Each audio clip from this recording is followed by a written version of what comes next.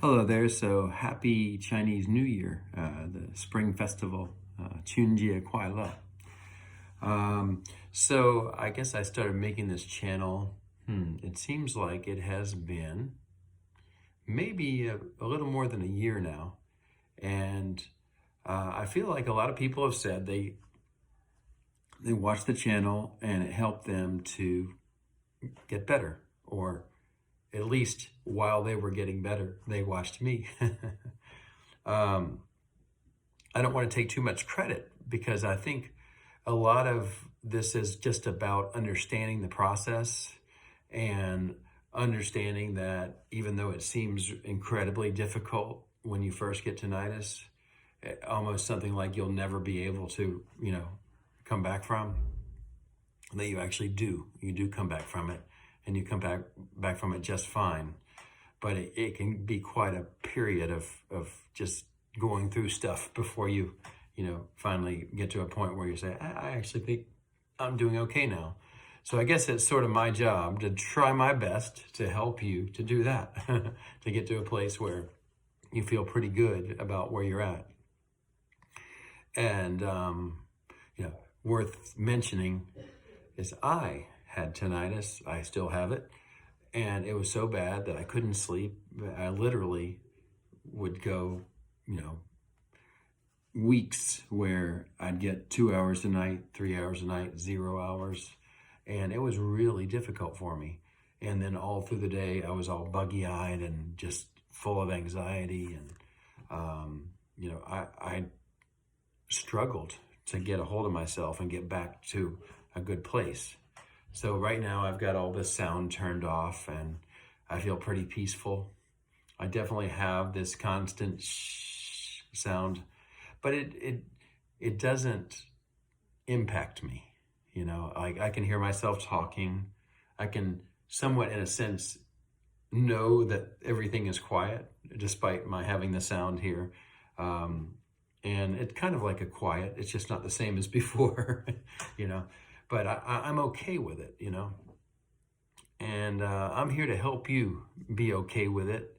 That doesn't mean you have to accept that it has to always be like this or that it'll never go away. Maybe it will, but I think on your journey to getting to a better and better place, one of the important steps of any big, thing that happens in your life is you have to accept what happened and accept that you do have this sound. But it's not like accepting it in the sense that from now on your life's going to be mediocre. It's not like that. I mean, accepting it so that you can get to a higher place. And if you read the psychology books, if it's like a death in the family, one of the first steps you have to do is you have to accept that it happened. And then you go through a period usually of just being quite,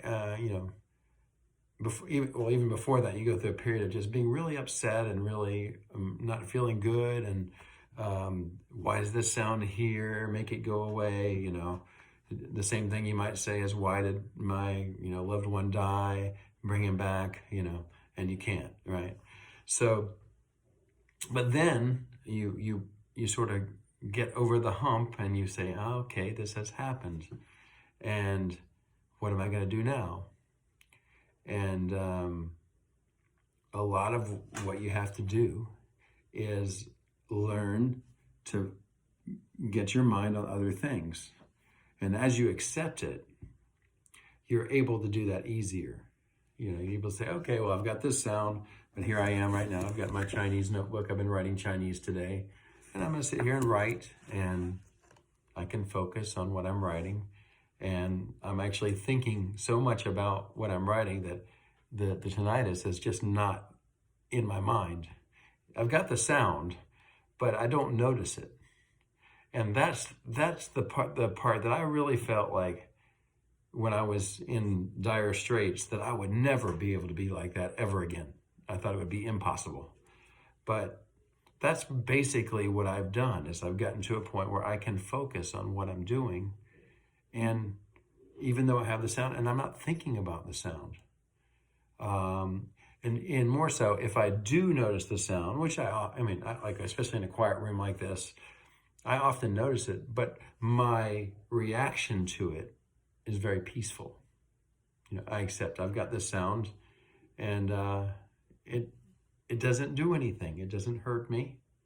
Just like if there were another sound in the room, like I did a video about this recently. If I were to play some sound in the background, I would constantly have that sound, but yet I would be able to concentrate on writing my Chinese, So it's very possible. There are sounds all around us. There are loud sounds, quiet sounds, high-pitched sounds, humming sounds, thumping sounds. So no matter what kind of tinnitus you have, even that, you can get to where you don't notice it. You can have sounds that vary and going up and down. And so if I were to play a beep, boop, beep, boop, beep, boop, beep, many times, after a while, especially if it weren't inside your head, you'd be able to say, okay, well, that sounds kind of obnoxious, but I can sit here and write, and I can do it and focus on it, and I can get some stuff done. And as you get more and more used to it, you can even focus better and better. One more thing is just it's so important to also recognize. By all means, go to the doctor, have them check you over. I'm not a doctor, right? But let them tell you that you're safe and there's nothing going to happen to you. It's very important to know that. And then as you know that, your subconscious brain has a little bit of a different thinking. You have your conscious thoughts, and your conscious thoughts are the ones that say, oh, there might be something wrong. That could be a health problem. Oh, this tinnitus is driving me crazy. It's so loud, I can't stand it. But then your subconscious brain is the one that sends out chemistry into your body. We've got to fight. So it sends out the, epinephrine, and this is a battle we got to do. Oh my God. It literally changes the chemistry in your body. So as you say these things, it's so, I hate this, I can't stand it, I've got to make it go away. That releases the chemistry. And that's one part. As you come to understand, this is not going to hurt you. There's nothing going to happen to you because you have tinnitus. The chemistry will calm down, and then you can sleep. Then you won't have so much anxiety. That is a hard one at first. It definitely was for me, and I even took medication for that.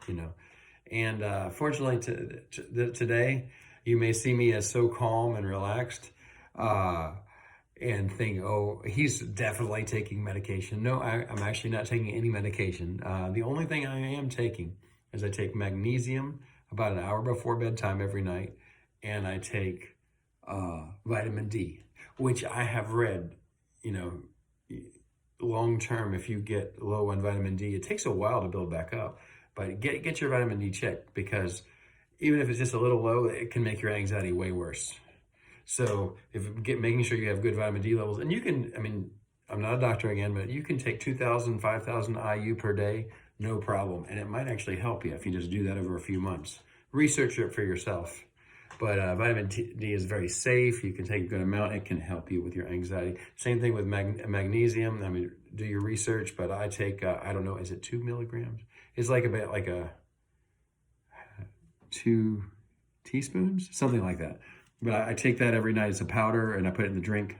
And, that's also pretty well established. It will bring down your anxiety. So if you have some anxiety problems, those are a couple things you can do without having to take the heavy stuff, which I did.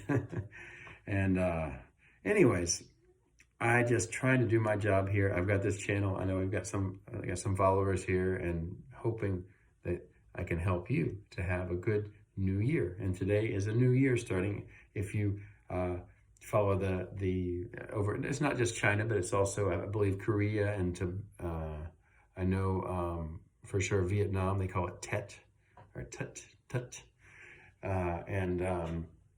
Yeah, it's a new year. So I hope you will have a wonderful new year, and you will start to calm down, accept get where you don't notice it so much anymore and just go on and do some wonderful things this year. Okay, take care. See ya.